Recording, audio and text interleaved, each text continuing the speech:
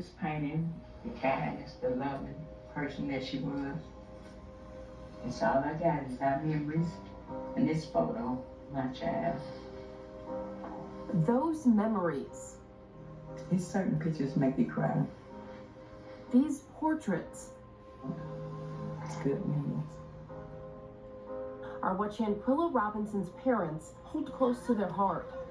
She's on my mind. The first thing I wake up in the morning, the first thing thought is in my mind is her, Shanquella. She was a beautiful person on the outside, and she was a very beautiful person in the inside. She just had a beautiful spirit. Shanquella's life and legacy now shaped by her final moments. A brutal beating shared on social media, a vicious death while on vacation with friends. The growing mysteries surrounding the death of an American tourist. Just one day into that vacation, she turned up dead. The FBI has now opened an investigation. I'm raising awareness for Shanquella Robinson. A horrifying story gripping the country. Cries for justice spreading online. Shanquella needs justice. And now Mexican authorities charging an unnamed U.S. citizen with murder, one of Shanquella's acquaintances. But still, the family left wondering what happened, who did it, and why. The further mystery of this case is that the people that she was with when she died, they let leave Mexico. I thank God for the 25 years that she were here with me, you know. But I hate to see my child leave here like that, you know. That was a terrible way for her to die. What were her hopes and dreams? What were her plans for herself? Well, she always said she wanted to have a successful business. Yeah. You know, that's all she pretty much talked about. And she could do anything. Yeah. Anything that she set her mind to do. That drive fulfilling her other passion, travel. Miami, Vegas, Jamaica. And in October, she was heading to San Jose del Cabo, Mexico, a seaside escape with 6 others.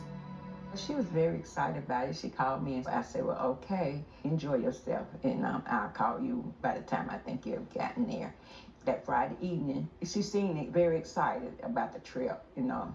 And she said she was getting ready to eat some tacos. They had a chef there.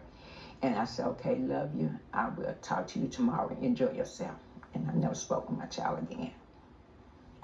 Not even 24 hours after her daughter landed in paradise, Salamandra says she got a worrying call from one of the friends who told her Shanquella wasn't feeling well. And I said, well, what's wrong with her? And he said, alcohol poisoning. I didn't know what alcohol poisoning was, you know. But he said, the doctor is on the way. And I said, well, how you know alcohol poisoning if the doctor haven't arrived yet? According to the police report, the doctor recommended that Shanquella be taken to the hospital, but the friends allegedly refused. And I said, well, why you can't take her to the hospital? You know, take her to the hospital. And he said, well, they say you have to have cash money. I said, well, she has insurance. And he said, well, she need about $5,000 to be seen in the emergency room. Soon after, another series of calls. Salamandra was told an ambulance had arrived, but it was too late. They said that she was responsible and the ambulance was trying to resuscitate her. He said he was sorry that Shanquella had passed. He said it just like that? Just like that. He wasn't even emotional, upset or nothing about it. And I said, well, you know, it was nothing I could do. It's just my heart just crumbled, you know, because I couldn't even get to my child. She's 2,000 miles away. Local Mexican authorities later releasing the police report stating the cause of death as cardiac arrest. Salamandra says days later, the friends returned to the States after their vacation. But as the family grieved, Salamandra says she received a disturbing call. I got a call from somebody, I didn't even know who it was, and they said that they was over there fighting that girl. And that's the way they left it, just like that. So someone just called you, said that, and then hung up? And hung up. Said they was over there fighting. I don't know why they keep talking about alcohol poisoning. Salamandra telling us she confronted the friends about that call when they visited her at home in Charlotte, North Carolina. They was crying and said they never had a fight. They even sit here and say they was picking out what they was wearing to the funeral. They sit down here and we was talking about what colors we was going to wear and what we was going to do. And they sit here and say, pick out what they was wearing to the funeral. As Shanquella's family was making plans for her funeral, they received bombshell news contradicting everything they'd been told by the so-called friends and the police report. When they called me and the autopsy came back, it all made sense. According to the death certificate from Mexico, the 25-year-old died from a severe spinal cord injury and atlas luxation, a dislocated neck. There was no mention of alcohol or cardiac arrest, and the approximate time of death was at 3 p.m., just 15 minutes after the injuries. What went through your mind when you heard that? Oh, just couldn't believe it. You know, we just got sick on the stomach. Salamandra again says she confronted one of the friends who lived nearby. They say Shanquella didn't die from no alcohol poisoning. They say she had been beating her neck. He broke out in a sweat, and he came out his shirt. He was sweating so bad, it's like it was eating him up. But soon, another punch in the gut.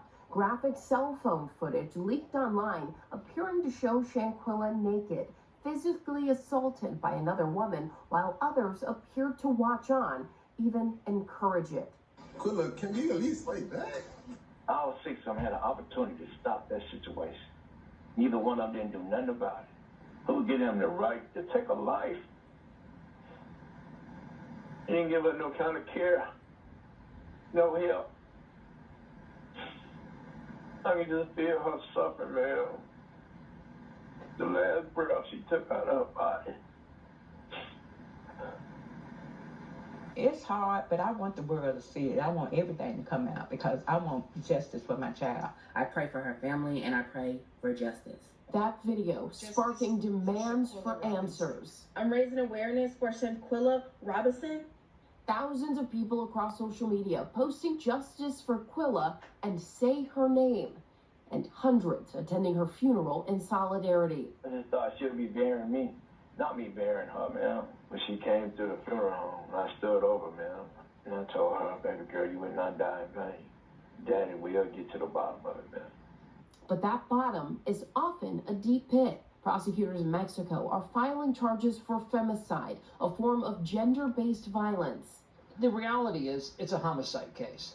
And it doesn't change what you investigate. It doesn't change what evidence you need to convict somebody. Mexican authorities issued an arrest warrant 2 weeks ago for one of the friends. The prosecutor in Mexico speaking to local news.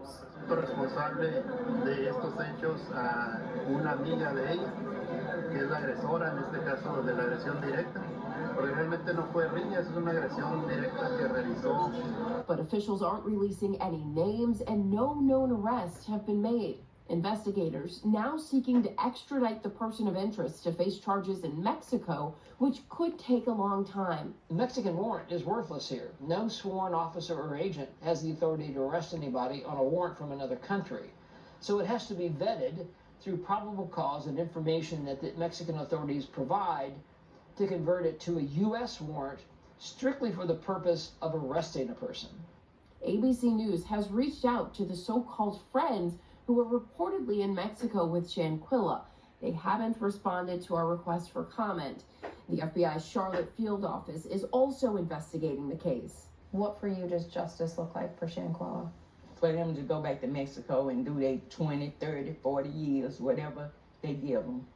And they need to pay for what they did to her. Next month, Shanquella would have been celebrating her 26th birthday. The holidays now especially tough for her family. How do you want your daughter to be remembered? As the person that she was loving, loved people, loved traveling. I hurt, but I also know that God don't make no mistakes. My heart gonna hurt, and it's gonna hurt for a while. But you know, I know God gonna give me strength to get through it. Hi everyone, George.